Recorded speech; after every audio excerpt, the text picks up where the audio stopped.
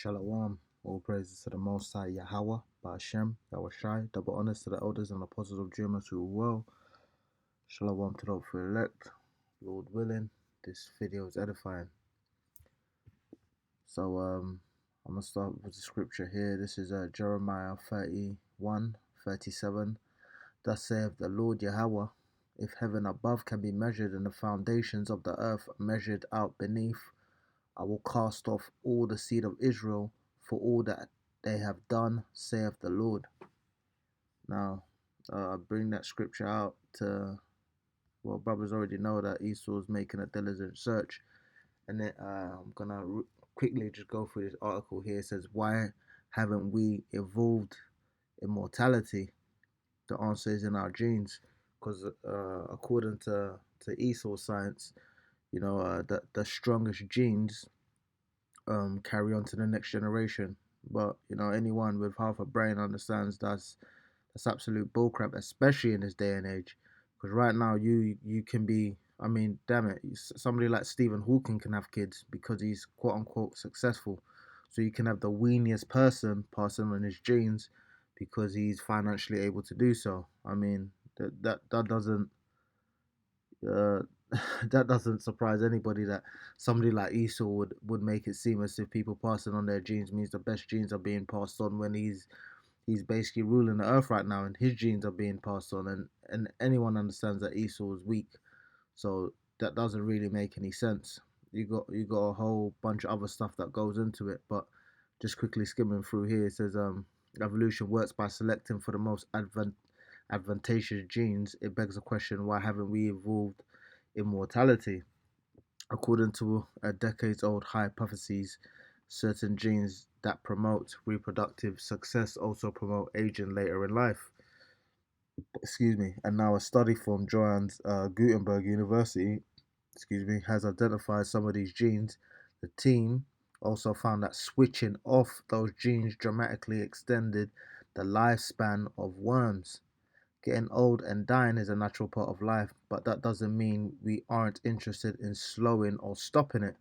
So what this devil wants to do is he wants to achieve immortality, and he's found through a diligent search, and the Lord said, if he if he searched out everything, he would put off Jake, but he's never going to be able to understand um, true immortality. He's effectively trying to figure out how to be able to turn off switches, and the scriptures go into through sin, death was introduced into the world. So we know that we don't have immortal bodies like how it was supposed to be set up because of sin. And this man thinks he's gonna be able to achieve immortality through sin, which is just going off. It says here there's a huge body of science dedicated to fighting aging at the genetic level to find ways to extend not just our lifespan but our health span, the percentage of our lives in which we enjoy good health. There's not much point living to 110 if we spend our last 30 years completely bedridden.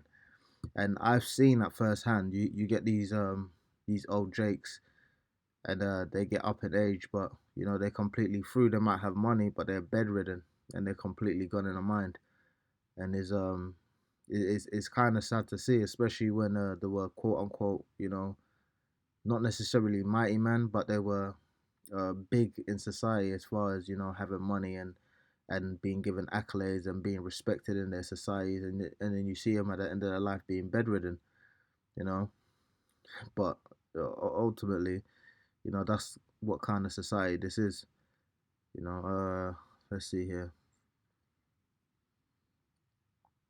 It says, considering we only tested 0.05 of all genes in a worm, it suggests there could be many more of these genes out there to find. So essentially, just to break it all down, Esau's figured out that he can turn off certain genes and he can turn certain genes on, and it can drastically slow down the aging. As far as it being pushed into human trials, and this was like 6 years ago, but through the spirit, you know, I I do believe, essentially that the Lord is basically gonna upgrade their bodies, and these things that make us age, the Lord is basically gonna switch them off. But Esau, Esau wants to do it through science. And you can see here, the whole theory and practice, because there's this athlete who runs 350 miles while barely breaking a sweat due to genetic condition. Now, when you run or when you work out, you build up lactic acid, and you need to take a break to allow it to, dissipate. Because if you get too much of a build up, you get cramps in your muscle and it hurts and all this kind of stuff. This man basically has a genetic condition which allows him to push beyond normal limits, something that normal people are not able to do. And through the spirit, we understand that when the elect get their new bodies, they're going to be able to do this and much more. I'll just play this video quick. You are looking at Superman. No, not Superman from the movies. He's the real deal. Dean Karnazes' strength is so superhuman, he's the subject of medical studies. Why? Because he can actually run 350 miles without stopping. That's the distance from Los Angeles to San Francisco. Unbelievable. To run that far for that long is a superhuman feat. Nicole Marie Pinto is an exercise physiologist at the University of San Francisco Medical Center. She says as we exercise, lactate builds up, causing the body to cramp and tire. Not Dean. Incredibly, his body's genetics are such that he's able to continuously flush out lactates, allowing him to run inhuman distances. Dean runs. Oh, there you go. Let's get a couple scriptures. This is Philippians 3:21. Who shall change our vile body, that it may be fashioned like unto his glorious body, according to the working whereby he is able to subdue all things unto himself. So yeah, that's what the elect want. These new bodies that are not gonna, cramp up and be filled with lactic acid. You eat food. You don't even need to go to the toilet because your body extracts everything from the food. You probably you probably breathe out the waste. You know what I mean? That's what a perfect body would do, because essentially when you're eating, you're taking nutrients from the food, and you're wasting the parts that you don't consume. You know that it just shows you that these bodies, are wretched and not perfect. And even that guy, it just shows what the Lord can do to somebody. It's funny that he looks like an Edomite. Through the spirit, we don't know, what nation he belongs to, but he does look like an Edomite. But at the same time, he's able to run these inhuman distances, and as the lady says, he's flushing out the lactate or the lactic acid from his body, so it's not going into his muscles and cramping him. Now, I was reading something a couple months ago where it says essentially we only use a small percentage of our muscles, because if we used all of it, it overload our nervous system. And this is where you have these incidents of mothers lifting trucks, not necessarily cars, whatever, of their children, because they get that adrenaline rush, and it's like a limiter. The human body basically has a limit. The Lord's put a limit on it. If I don't know if brothers know about it, but there's one program called One Punch Man, and he's a human with no limiter, so he can basically do all these crazy things because there's no limitation on his ability. And these bodies that we have, there's a limit on it. The Lord has placed a limit on it. Just like I was talking with the brothers the other day, the Lord has taken the fear um of these animals. So now these animals attack man. He's removed that limit of these animals, and he's removed certain limits, and he's put certain limits on it. In the kingdom, Jacob's not gonna have to deal with that, but Esau is still gonna be, in his corruptible body. This is Zechariah 12:8. In that day shall the Lord defend the inhabitants of Jerusalem, and he that is feeble among them at that day shall be as David, and the house of David shall be as Yahweh, as the angel of the Lord before them. So you gotta just, try to imagine what kind of spirit and power and body that the elect is gonna be in that day.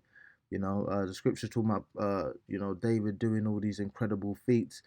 The elect in that day, they're gonna be doing crazy stuff than that. They're gonna be leaping over buildings, running crazy distances, not getting tired.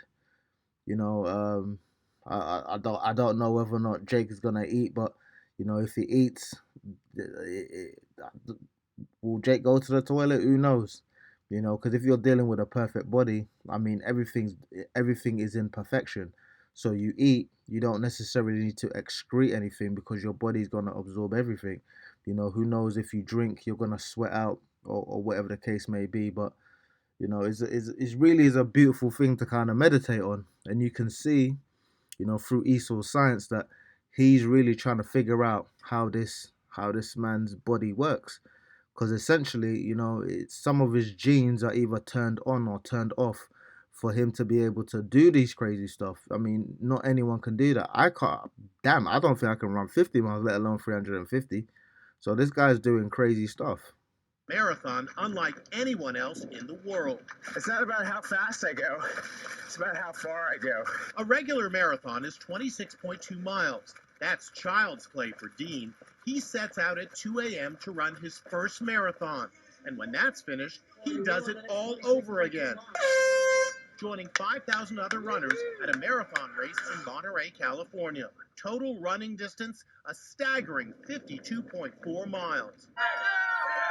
For me, this is more like mile 51. He's hardly sweating when he crosses the finish line. I feel like I just got warmed up. Yeah, you can only imagine. John, this is John 14:12. Verily, verily, I say unto you, he that believeth on me, the works that I do, shall he do also, and greater works than these shall he do, because I go unto my Father.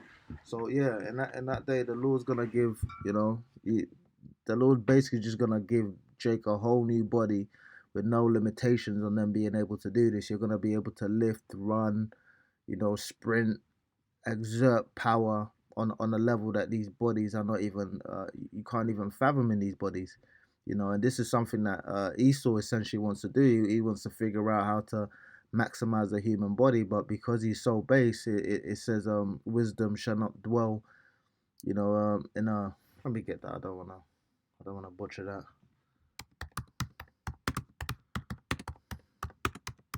So wisdom shall not dwell in a malicious,